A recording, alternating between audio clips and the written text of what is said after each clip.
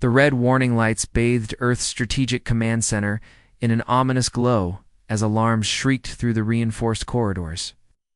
Admiral Jack Morrison had seen plenty of crisis situations in his 30-year career, but nothing quite like this. The holographic projector hummed to life with a sound that made everyone's skin crawl like static. Electricity mixed with dying screams.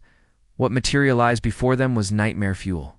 High Commander Vextorian-esque image filled the room, his grotesque form towering 12 feet tall, even in projection, 6 compound eyes, each the size of dinner plates, swiveled independently as they surveyed the human leadership with obvious disgust. His chitinous exoskeleton gleamed wet black under the harsh lighting, and mandibles clicked together with the sound of breaking bones. Pathetic Deathworlders. The creature's voice resonated through synthetic vocal cords, each word dripping with centuries of accumulated hatred. The translation software struggled to convey the pure malice behind his alien language. Your species has exactly 48 hours to surrender unconditionally. General Patricia Hayes, head of Earth's Defense Forces, shifted uncomfortably in her chair. She'd studied the intelligence reports on the Vextorian Empire for months.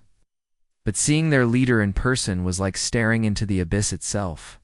These weren't just conquerors, they were exterminators who viewed humanity as vermin to be eliminated.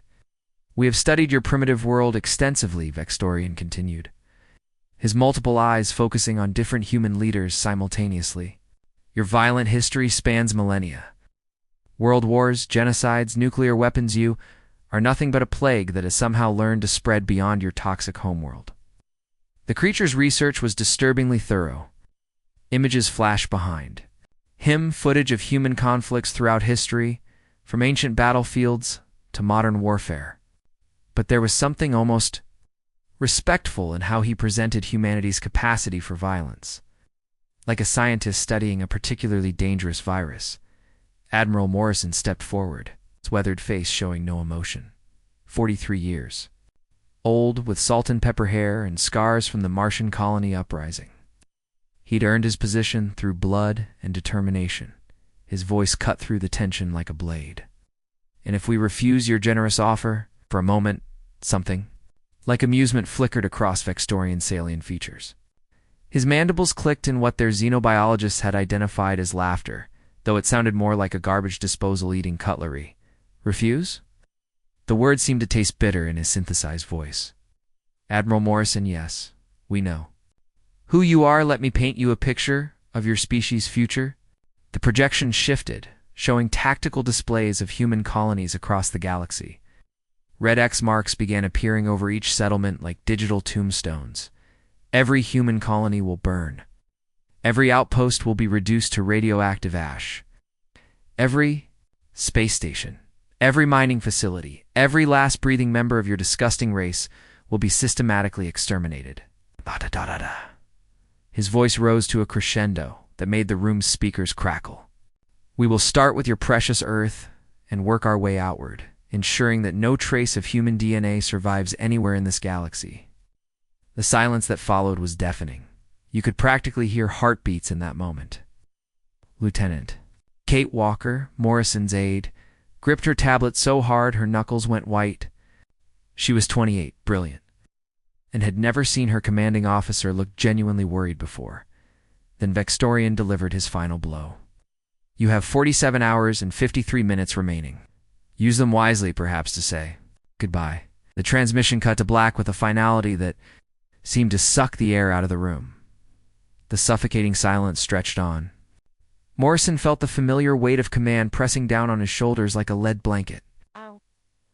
But something else stirred in his chest, something primal and dangerous that he'd kept locked away Oh, bye. since his days fighting pirates in the Outer Rim. It was the same feeling he'd had right before ordering the destruction of the hijacked colony ship near Jupiter. The feeling that sometimes civilization required monstrous decisions. General Hayes broke the silence first. "Jack, we've got maybe 300 active military vessels in the entire system. They're bringing 10,000 ships. The math isn't exactly in our favor here." Morrison's gaze drifted to the ancient console mounted in the center of the command room.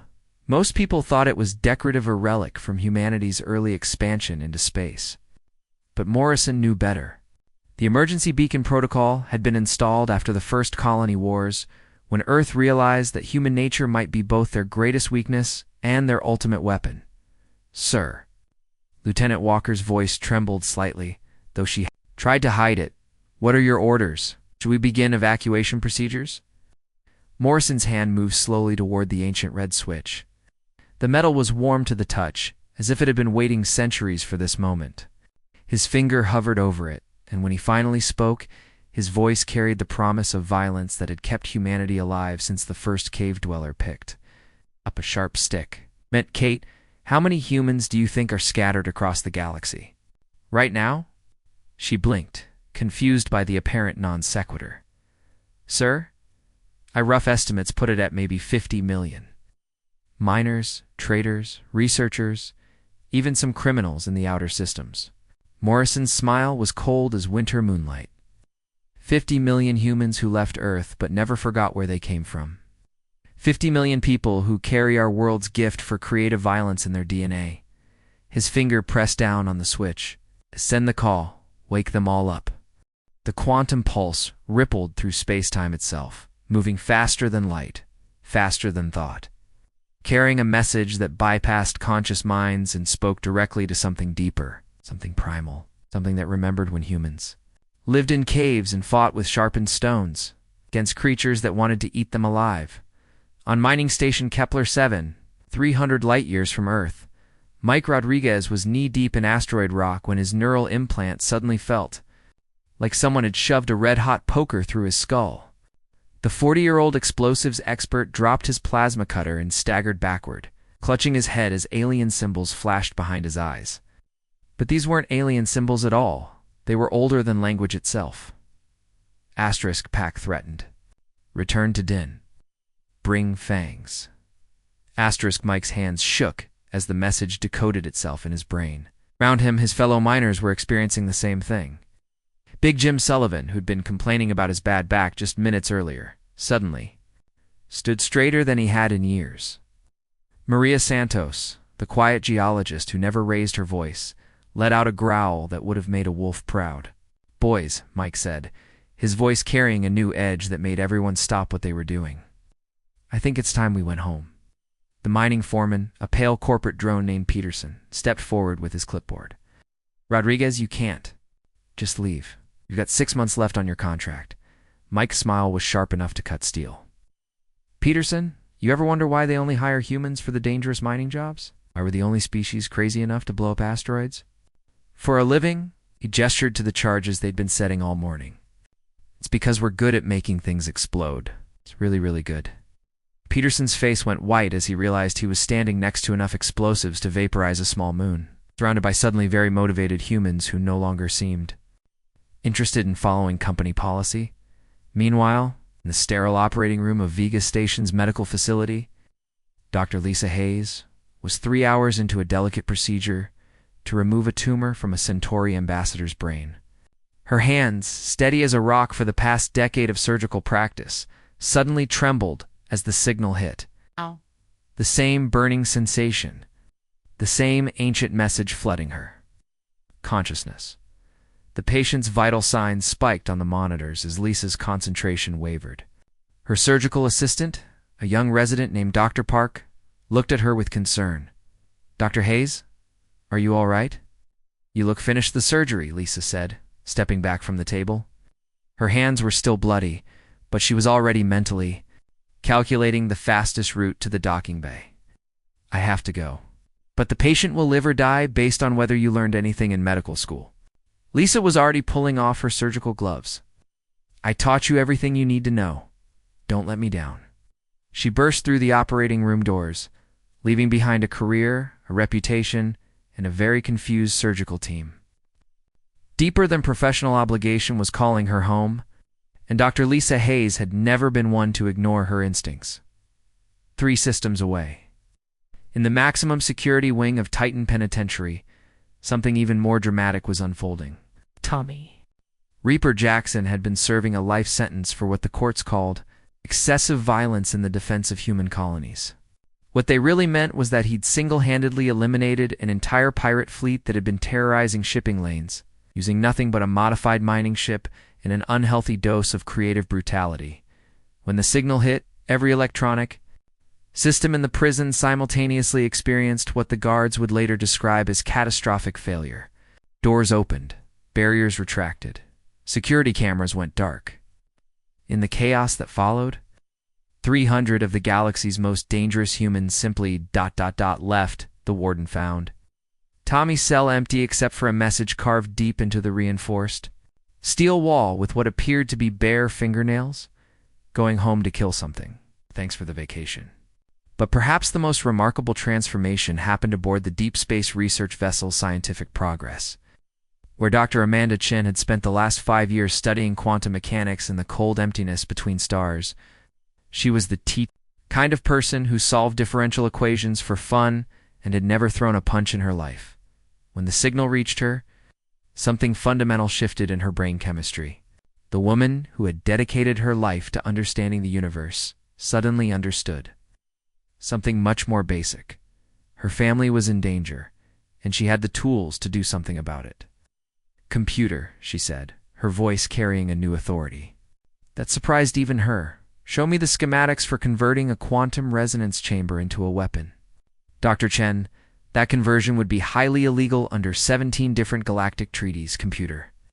Show me the schematics, or I'll reprogram you to think you're a toaster." The artificial intelligence, programmed to recognize the subtle changes in human vocal patterns that indicated imminent violence, quickly complied. Across the galaxy, similar scenes played out on 1,000 different worlds. Accountants abandoned their spreadsheets. Farmers left their crops. Even the peaceful colonists on New Eden, who had spent generations breeding the violence out of their society, felt the ancient call stirring in their blood. The thing about humans, the thing that made other species nervous, was that civilization was just a thin veneer over something much older and much more dangerous.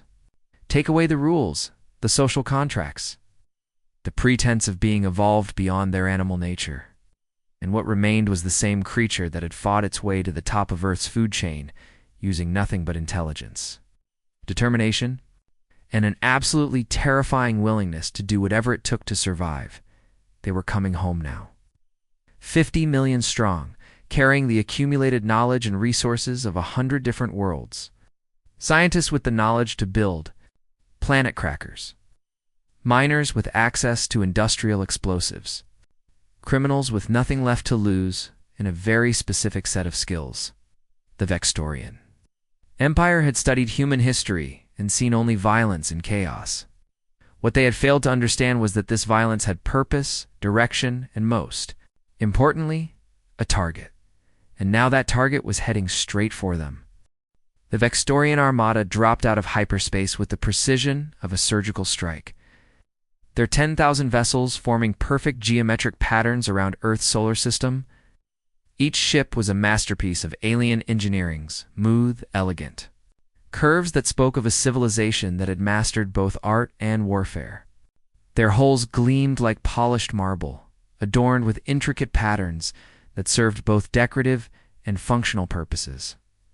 High Commander Vextorian stood on the bridge of his flagship, the Eternal Dominion, watching Earth's blue marble spin helplessly in the void. The planet looked so small, so fragile. Hard to believe that this insignificant rock had produced the most violent species the galaxy had ever encountered.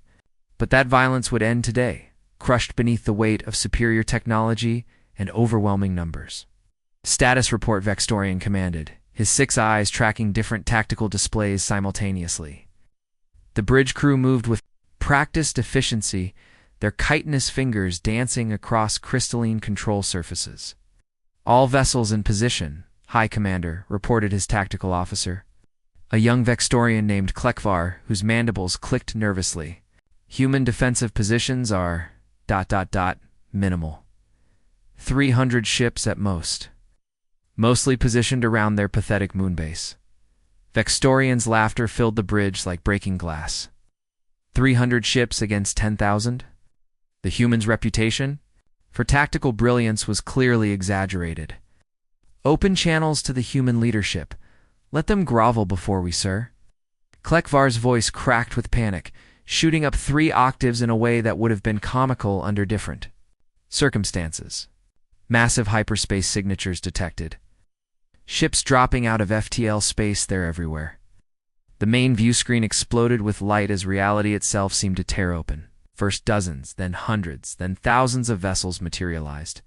From the quantum foam, their sudden appearance sending gravitational shock waves through the solar system. But these weren't the clean, efficient warships that civilized species produced. These were nightmares made manifest. The human fleet looked like it had been forged in the depths of hell itself. Ships cobbled together from mining equipment and cargo haulers, their hulls painted matte black to absorb sensor readings. Jury-rigged weapon systems jutted from every available surface like mechanical tumors. Some vessels bore scars from battles that should have destroyed them, massive gouges, welded shut with crude steel patches. Burn marks that told stories of desperate fights against impossible odds, and they kept coming.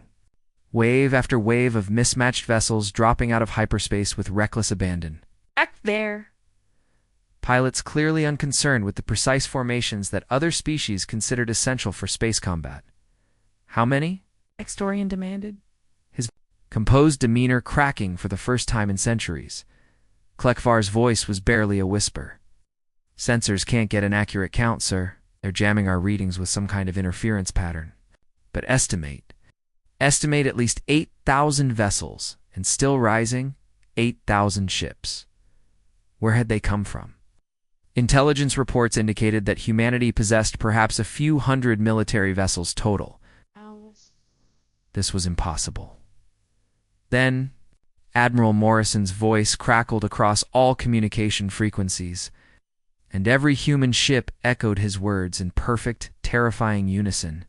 You wanted to see monsters? We'll show you what Earth makes. The synchronized response sent chills down Vextorian's exoskeleton. It wasn't just the words, it was the tone.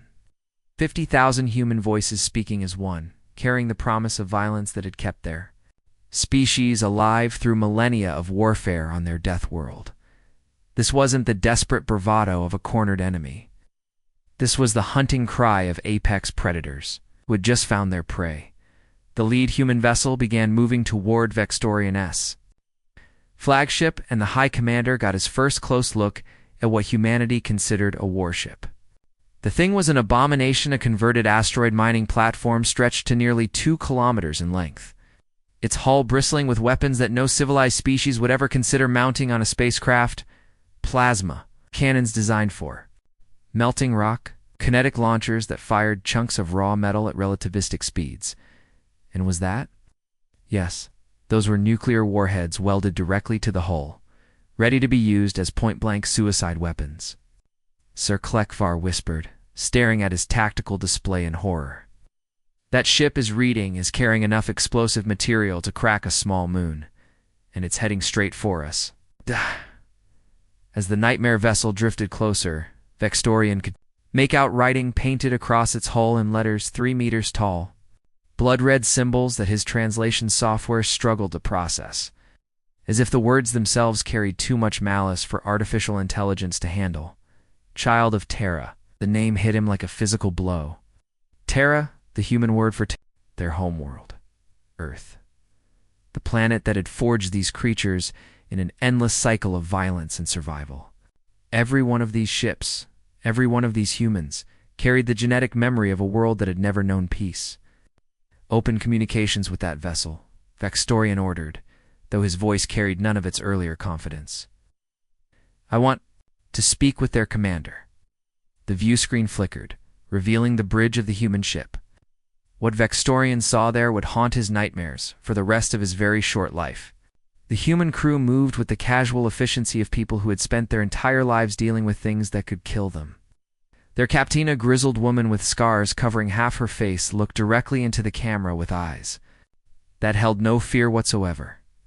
"This is Captain Sarah Mitchell of the converted mining vessel Sweet Revenge," she said, her voice carrying the kind of calm that came from absolute certainty of purpose. "You boys picked the wrong species to threaten." Behind Bissell, her Vextorian could see crew members making final preparations for battle. But these weren't soldiers following military protocols, they were miners.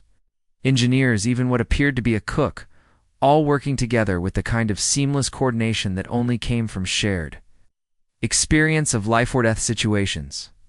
Captain Mitchell Vextorian began, trying to regain some measure of control over the situation. You are outnumbered. Surrender now, and outnumbered. Mitchell's laugh was sharp as broken glass. Commander, let me explain something about humans. We don't count ships, we count targets. She gestured to something off-screen, and suddenly every human vessel in the fleet lit up with targeting locks. Thousands of red dots appeared on Vextorian's tactical display, each one representing a human ship that had just painted his vessel with weapons-grade sensors. Here's what's going to happen, Mitchell continued, her scarred face splitting into a predator's grin. You're going to turn your pretty little fleet around and jump back to whatever civilized corner of the galaxy spawned you. And you're going to tell everyone you meet exactly what you learned here today. And what would that be? Vextorian asked, though he was already dreading the answer. Mitchell's eyes gleamed with anticipation. That Earth doesn't just make monsters, Commander. Earth makes monsters that learned how to build starships. Transmission cut, leaving Vextorian staring at a blank screen, while his tactical officer frantically tried to process the impossible, readings flooding their sensors. Outside, the human fleet waited with the patience of predators. Their jury-rigged weapons trained on targets that suddenly seemed a lot less confident than they had moments before. The first shot came from the Vextorian flagship, a brilliant lance of coherent energy that could have vaporized a city block. It struck the human mining vessel's Sweet Revenge dead center, and for a moment, High Commander Vextorian allowed himself to believe this would be quick and clean. Then the human ship's hull split open like a flower, revealing the truth that would haunt alien nightmares for generations to come. Captain Sarah Mitchell hadn't just converted her mining platform into a warship, she'd turned it into the galaxy's largest shotgun. The hull breach was actually a massive ejection system that launched 10,000 chunks of asteroid rocket. Relativistic speeds, each one guided by mining drones, reprogrammed for murder. What in the name of Vextorian's tactical officer never finished the sentence? The makeshift projectiles tore through 3 Vextorian destroyers like they were made of tissue paper, their kinetic energy turning sophisticated alien technology into expanding clouds of superheated plasma. That's when Captain Davis, of the converted cargo hauler Last Call, decided to make his own statement about human tactical doctrine. The 45-year-old former bartender had spent 2 decades serving drinks to miners and pirates in the Outer Rim, learning their stories, their methods, their complete disregard for what civilized people considered reasonable risk. Vextorian gave us broadcast on all frequencies, his voice carrying the cheerful tone of someone who definitely had too much to drink. You know what the difference is between a human bar fight and galactic warfare? Before anyone could answer, Davis engaged his ship's fusion drive at maximum burn and aimed directly at the bridge of a Vextorian battlecruiser. The alien vessel's crew had perhaps 3 seconds to process what they were seeing. Human cargo ship accelerating to ramming speed with what appeared to be its captain laughing maniacally over the cum. The bar fight has rules, Davis screamed, as his ship punched through the battlecruiser's bridge like a bullet through paper.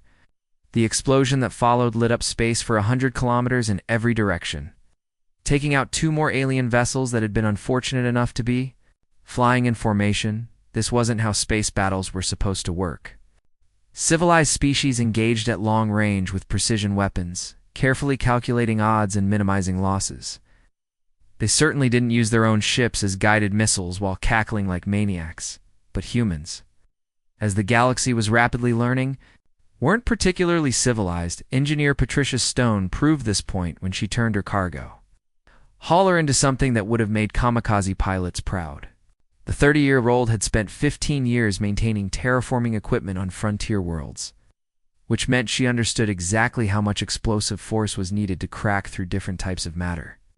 Alien hull plating, as it turned out, wasn't that different from stubborn bedrock. "Control, this is Stone's Throw," she radioed to no one in particular, since humans had apparently decided that military protocol was for people who planned to survive the next 5 minutes. "I'm about to demonstrate why you don't threaten." An engineer's home planet, her cargo hauler, was loaded with mining explosives, enough shaped charges to level a mountain. Instead of jettisoning them as weapons, Stone had done something that made alien tacticians physically ill to contemplate. She'd turned her entire ship into a single, enormous shaped charge, with herself at the detonation point. For Earth. Screamed as she punched through the hull of a Vextorian dreadnought, her vessel's explosion coring the massive ship like an apple. The alien crew had maybe half a second to realize that the crazy human woman had just vaporized herself to kill them all. What made it worse from the alien perspective was that the humans seemed to be enjoying themselves. Ship after ship threw itself into suicidal attacks, their crews broadcasting everything from war cries to what sounded like drinking songs as they died, taking their enemies with them. Commander Klekfar, the young Vextorian tactical officer, stared at his displays in growing horror. "Sir, their attack patterns make no sense. They're using debris as weapons, turning reactor overloads into area effect bombs, and that one ship just used its own crew as projectiles." He was referring to the Hole-in-One, whose captain had apparently decided that standard missile systems were insufficient for expressing his feelings about alien invaders. Instead, he'd loaded his crew into escape pods, armed them with personal weapons, and launched them directly at Vextorian vessels like the galaxy's most aggressive boarding parties. The aliens had superior technology, better shields, more advanced targeting systems. What they didn't have was experience fighting an enemy that treated death as just another tactical option. Every human vessel fought with the desperate creativity of someone who'd grown up on a world where everything was trying to kill them, and they'd learned to kill it back. Take Captain Jennifer Walsh of the research vessel Scientific Method. The former astrophysicist had converted her sensor array into something that shouldn't have been possible, a quantum resonance weapon that could destabilize alien shield matrices at the molecular level. When the Vextorians tried to adapt their defenses, she simply recalibrated the weapon to target their hull plating instead. When they adapted to that, she switched to targeting their life support systems. The beauty of human science. Walsh broadcast, while systematically dismantling a Vextorian cruiser from the inside out, is that we learned physics by trying to kill each other more efficiently. High Commander Vextorian watched his mighty fleet being torn apart by creatures that fought like they enjoyed dying, as long as they could take their enemies with them. His tactical displays showed impossible maneuver ships that should have been destroyed continuing to fight until their hulls literally disintegrated around them. The converted mining ship, Dig Deep, lost its entire forward section to a direct hit but kept fighting, its surviving crew literally throwing chunks of their own ship at nearby alien vessels. The cargo hauler, Heavy Lifting, had its engines shot out, but used its momentum to ram 3 different targets before finally succumbing to enemy fire. And through it all, the humans kept talking. Not coordinated military communications, but the kind of casual banter you'd hear at a construction site or in a bar. They shared tactical information like they were discussing the weather, warned each other about incoming fire like they were pointing out potholes, and announced their deaths like they were calling in sick to work. "This is Rodriguez on the boom boom. My reactor's about to go critical, so I'm taking that cruiser on my starboard with me. Tell my wife I died doing what I love, blowing things up."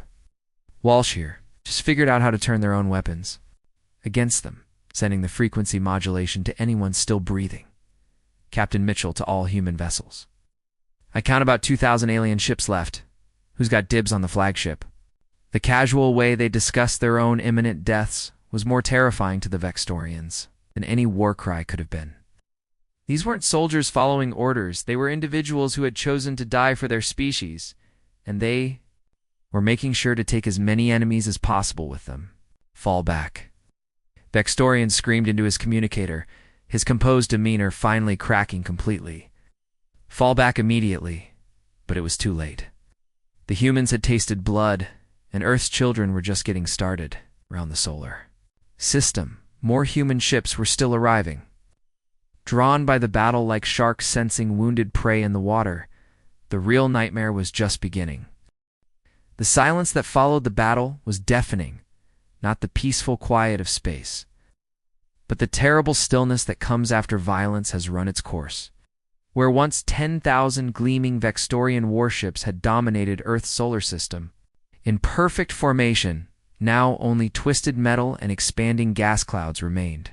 drifting like cosmic tombstones through the void. High Commander Vextorian ES flagship, the Eternal Dominion, hung powerless in the darkness, its elegant hull cracked, open like an eggshell. Emergency lighting flickered weakly through the massive breach in the command section, where Captain Sarah Mitchell's mining ship had punched through 3 decks before exploding in the ship's heart. The irony wasn't lost on him. His eternal vessel was dying, while the humans, who should have been extinct, were very much alive around him. What remained of his bridge crew lay scattered like broken dolls. Some had been killed instantly when the human ship's explosion vaporized the forward command stations. Others were dying slowly, their chitinous exoskeletons cracked and leaking the blue fluid that served as their blood. The air recycling systems were failing, filling the bridge with the acrid smell of burning electronics and something worsely sweet, stench of defeat. Vextorian dragged himself to his command chair, his 6 eyes dimming as shock set in. How had this happened? His fleet had been the pride of the Vextorian Empire.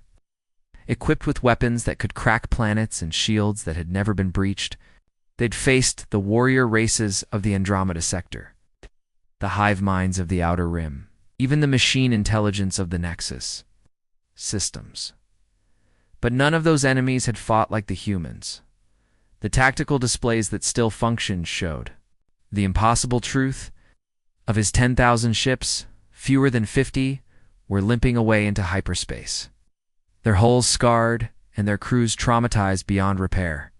The humans had lost perhaps 2,000 vessels in the engagement, but they'd fought every battle like it was their last, because for most of them it was, through his failing life support systems. Vextorian could hear the emergency broadcasts from his surviving ships. Commanders who had served the Empire for centuries were babbling like children, their voices breaking as they tried to describe what they'd witnessed. They turned their own ships into weapons. High Commander used debris as projectiles. One of them actually ejected his crew in escape pods and used them as guided missiles. The cargo hauler heavy lifting rammed us after its engines were destroyed. The captain was still broadcasting jokes while his ship disintegrated around him. They don't fight like any species we've encountered. They fight like they want to die as long as they can take us with them. Double quotes. Want to die? Vextorian almost laughed, but the sound came out as a wet cough that splattered blue blood across his command console. The humans didn't want to die, they were just willing to do it. There was a difference that his tactically perfect mind had failed to grasp until it was too late. With trembling claws, he activated his personal communicator and patched into the Empire's quantum communication network. The signal would take weeks to reach the Vextorian homeworld, but the Galactic Council maintained emergency relays throughout known space. They needed to hear this. They needed to understand what they were dealing with. His High Commander. Vextorian of the 4th Extermination Fleet, he whispered, his voice barely audible over the sound of failing systems. Final report. Mission status. Catastrophic failure. He paused, struggling to find words that could convey the horror of what he'd witnessed. How do you explain to a civilized galaxy that they'd been sharing space with creatures that treated death as just another tactical option? Do not wake the Deathworlders, he continued, his voice growing stronger with desperate urgency. They are not warriors. They are not soldiers. They are the children of hell itself, and they have learned to build ships. The transmission flickered as his ship's power grid finally gave up, but Vextorian forced himself to continue. This warning had to reach the Council, had to reach every species that might be tempted to repeat his mistake. We studied their history, their violence, their endless wars. We thought we understood what we were facing. We were wrong, so terribly wrong. His voice cracked with the weight of 10,000 dead under his command. They don't fight for territory or resources or even survival. They fight because their world taught them that everything wants to kill them, and they learned to kill it first. The lights on his bridge went out one by one, leaving him in darkness broken only by the distant glow of burning ships. But he kept talking, pouring his terror into the quantum void in hopes that someone, somewhere, would listen. Tell the Council? Tell every species in known space. The humans call their world Earth, but they should call it what it really is, a factory for producing monsters. And those monsters have learned to build starships. Transmission cut to static as the Eternal Dominion's main reactor finally went critical, taking Vextorian and his warning into the eternal darkness of space. Meanwhile, in Earth's Strategic Command Center, Admiral Jack Morrison stood before the massive holographic display showing the aftermath of the battle. The blue marble of Earth hung peacefully in the center of the projection, surrounded by the debris field of what had once been the most powerful fleet in the galaxy. Around him, the staff worked with quiet efficiency, coordinating the return of human vessels and beginning the massive cleanup operation that would take months to complete. But there was something different in the era: new confidence. A sense that humanity had finally announced itself to the galaxy in terms that everyone would understand. Lieutenant Kate Walker approached with a data tablet, her face flushed with the kind of excitement that comes from witnessing history. "Sir, preliminary casualty reports are coming in. We lost about 2,000 ships, but the crews... Sir, over 60% of our people made it to escape pods. They're calling it the miracle of the solar system." Morrison nodded. But his attention was focused on the sensor readings showing the last few Vextorian ships disappearing into hyperspace. Those survivors would carry the story of this battle to every corner of the galaxy, and the message would be clear. Humanity was no longer content to be dismissed as primitive Deathworlders. They were primitive Deathworlders with starships, and that made all the difference. "Sir," Walker asked quietly, "what do we do now? The galaxy will know what happened here. Every species will be watching us." Morrison's smile was cold as winter. Night, carrying the promise of violence that had kept humanity alive since the first cave dweller picked up a sharp stick. "Lieutenant, we make sure they remember this lesson. Draft a message to be broadcast on all galactic frequencies. Every government, every council, every empire that thinks they can threaten Earth's children." He turned to face her fully, and Walker saw something in his eyes that made her think of ancient predators stalking through primordial forests. "Tell them the Deathworlders are awake. We're coming for anyone who thinks they can cage us." The message went out within hours, carried by quantum transmitters to every corner of known space. On 1,000 worlds, alien leaders received humanity's declaration and felt a chill that had nothing to do with temperature. They had learned too late that there were worse things than Deathworlders in the universe. There were Deathworlders with starships, and they were no longer content to stay in their corner of the galaxy. The age of human expansion was about to begin, and the stars themselves trembled at the thought. The end.